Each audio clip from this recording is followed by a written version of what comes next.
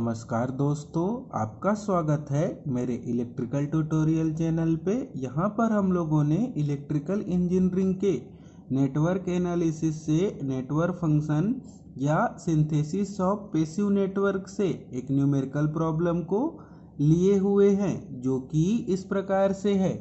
Test the following function for positive realness. तो देख पाएंगे F of S is equal to numerator पे S cube plus S square plus 3s plus 5 और denominator पर S square plus 6s plus 8।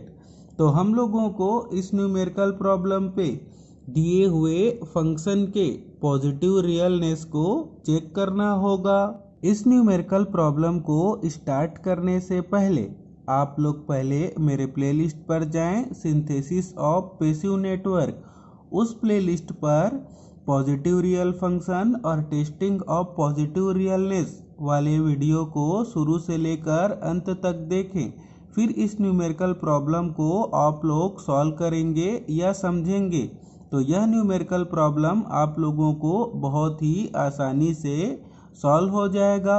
अब हम लोग इस न्यूमेरिकल प्रॉब्लम पे टेस्टिंग ऑफ पॉजिटिव रियलनेस के नेसेसरी एंड सफिशिएंट कंडीशन को पॉइंट वाइज अप्लाई करके इस दिए हुए फंक्शन के पॉजिटिव रियलनेस को चेक करेंगे।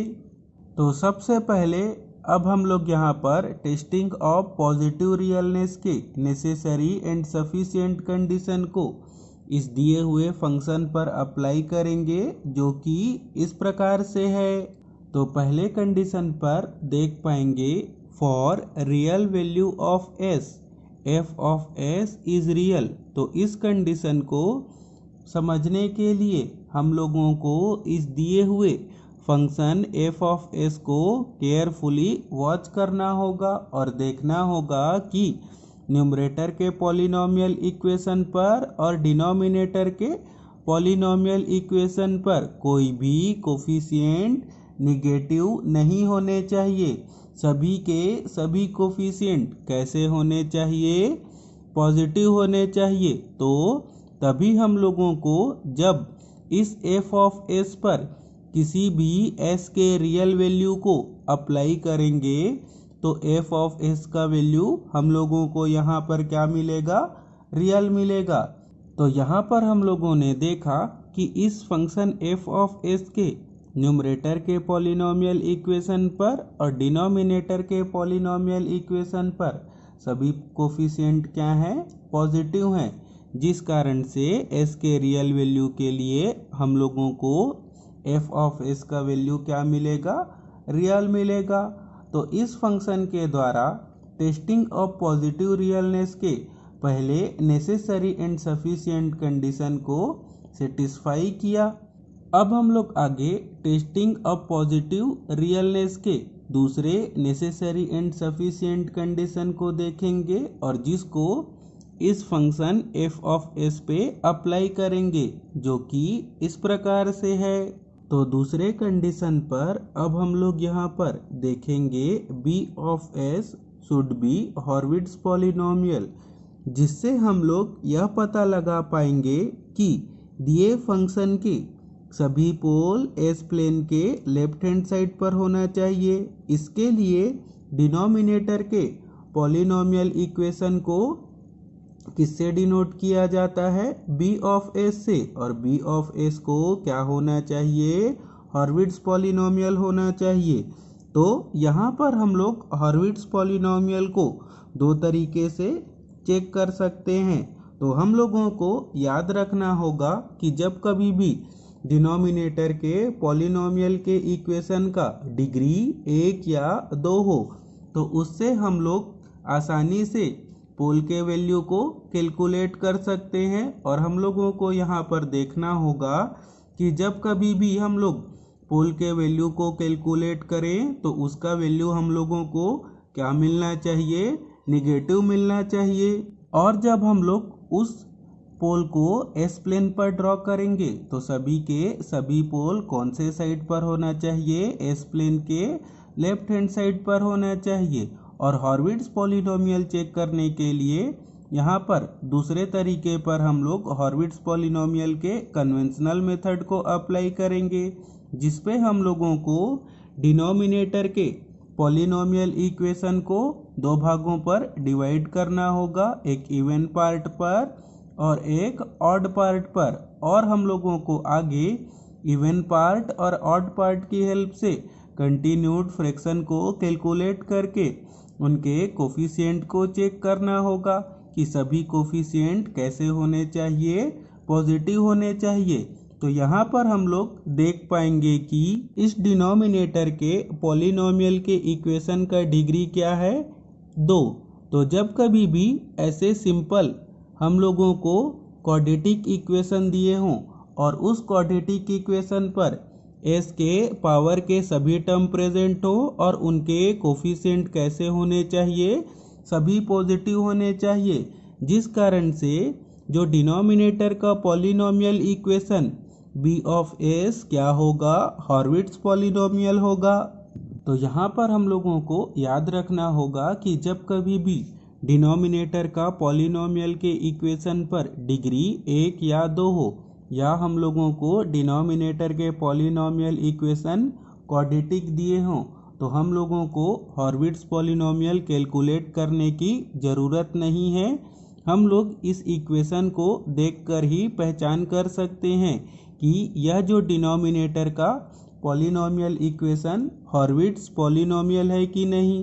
तो हम लोगों ने यहाँ पर देखा कि डिनोमिनेटर के पॉलिनोमियल इक्वेशन पर एस के पावर के सभी टर्म प्रेजेंट हैं और उन पर सभी पर पॉजिटिव साइन है, जिस कारण से इस दिए हुए फंक्शन के डिनोमिनेटर का पॉलिनोमियल इक्वेशन क्या होगा, हॉर्विट्ज़ पॉलिनोमियल होगा।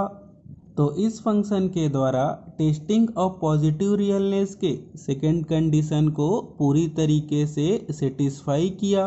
अब हम लोग आगे देखेंगे टेस्टिंग ऑफ पॉजिटिव रियलनेस के थर्ड या last necessary and sufficient condition को, जो कि इस प्रकार से है।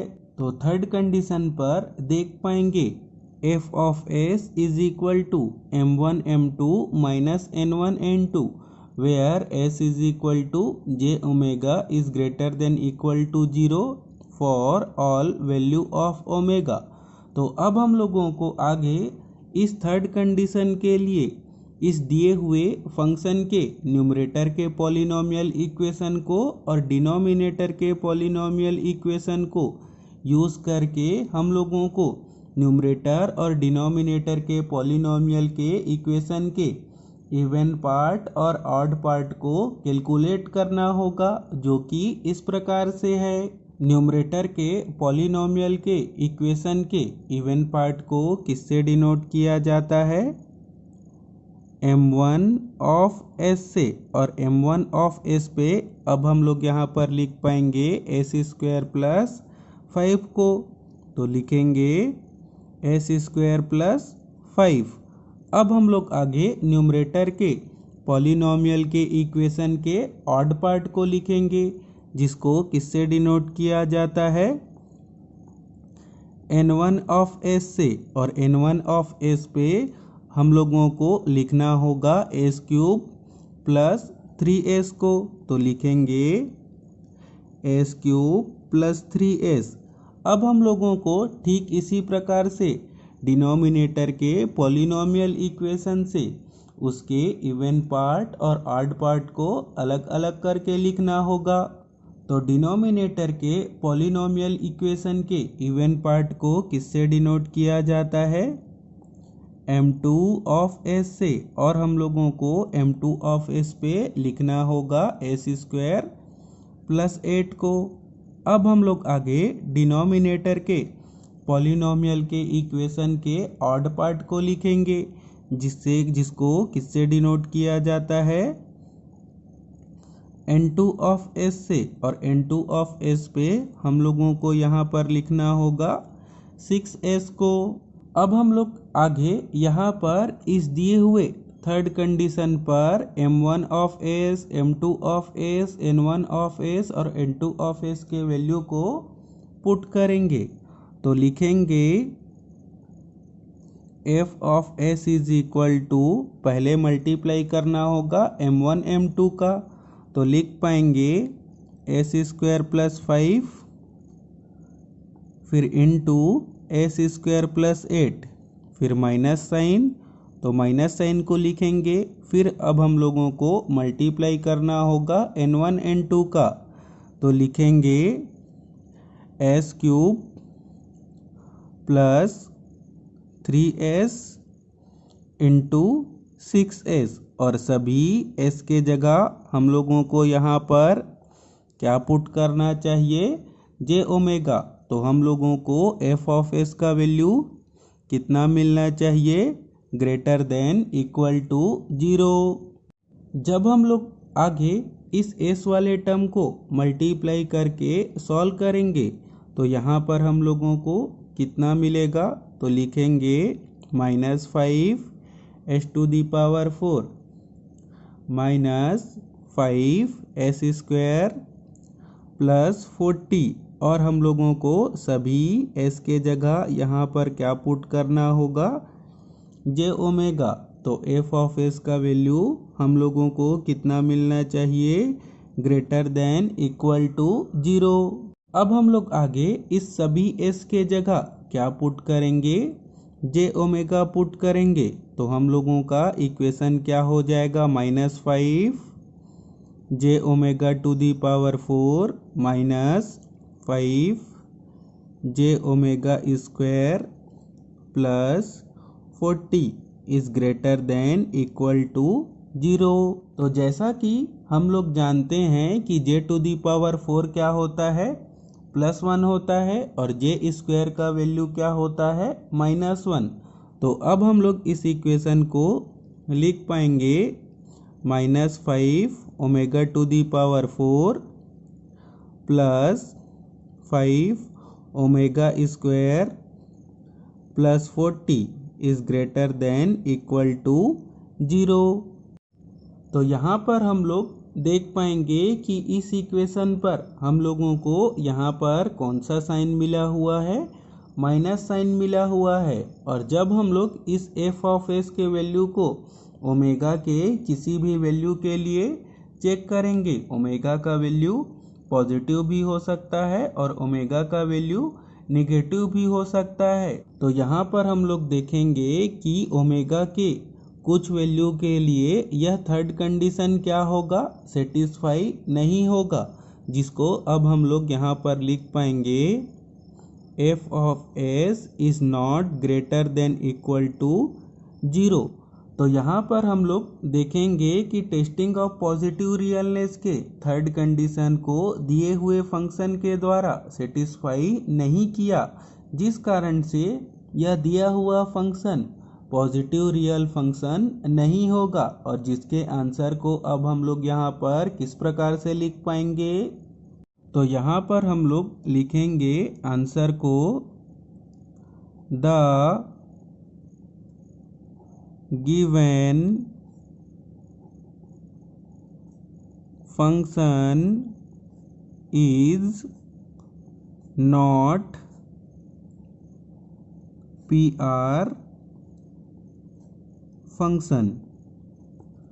तो इसी के साथ ही हम लोगों का यह न्यूमेरिकल प्रॉब्लम कंप्लीट हुआ, जिस पर हम लोगों ने सीखा कि दिए हुए फंक्शन के पॉजिटिव रियलनेस को किस प्रकार से चेक किया जाता है और कौन कौन से टेस्टिंग ऑफ पॉजिटिव रियलनेस के नेसेसरी एंड सफिशिएंट कंडीशन को अप्लाई किया जाता है। तो अगर आपको यह सब बताने का मेथड, समझाने का मेथड अच्छा लगा हो तो इस वीडियो को लाइक एंड शेयर करें और मेरे चैनल को सब्सक्राइब करें। Thank you, all the best.